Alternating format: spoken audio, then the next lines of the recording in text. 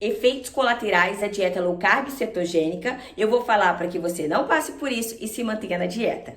Então, a low carb e a cetogênica, o efeito colateral mais comum é a gripe low carb, que não tem nada de gripe, pessoal. Os sintomas mais comuns são cansaço, dor de cabeça, fraqueza, tontura, cãibras, às vezes intestino preso. Você deve conhecer pessoas que já passaram por isso.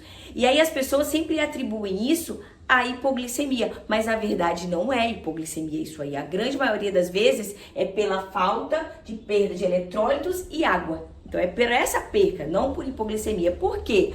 Porque o nosso fígado, ele produz em torno de 200 gramas de glicose por dia.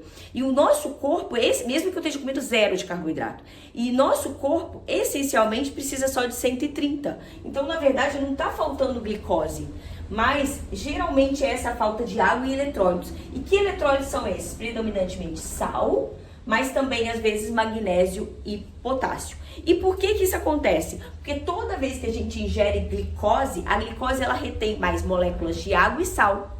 E quando a gente restringe, eu tenho perda dessa água e desse sal.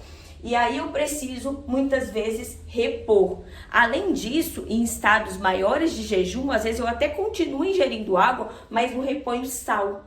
E como a gente sabe, os alimentos industrializados, eles são ricos em sal e toda a nossa alimentação já tem sal. Então, se eu não estou ingerindo nada por períodos maiores, jejuns maiores, aí eu vou precisar também repor água com sal. Mas para a grande maioria das pessoas que não está fazendo jejum prolongado, às vezes é suficiente só adicionar um pouco de sal na dieta. A gente precisa em torno de 5 gramas de sódio por dia. A comida normalmente já tem de 2 a 3, a gente tem que adicionar aí um pouco. Mas em alguns casos, sim, eu também vou precisar repor magnésio e potássio. Eu vou falar isso na aula de suplementação. Eu adoro reposição de magnésio, eu reponho para a grande maioria das pessoas, né?